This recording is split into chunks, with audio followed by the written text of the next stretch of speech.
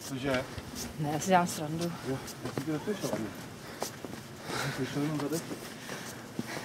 To znamená, že džíny vytažený nahoru. Jo, já v tom zadečku se nikdo nebaví, No, ale... jasně, já mám džíny vytažený nahoru, protože jsem prostě vůbec na záda. Ale bych se jde do kopky.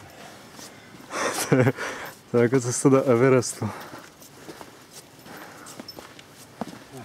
Nevím. Jdu kouřit se tady nedá. Ty vole.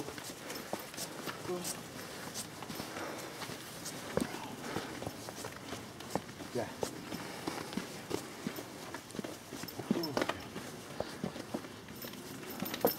Tady na tom bufetu, když mi bylo asi 5 roků, tak jsem byl s tátou a s mámou klobás. Potom se mi dělalo špatně.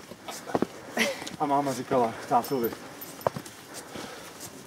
co mu to dáváš, jako když mu bude špatně, takhle maská klobása, tyjo, a její komunistická občerstvení.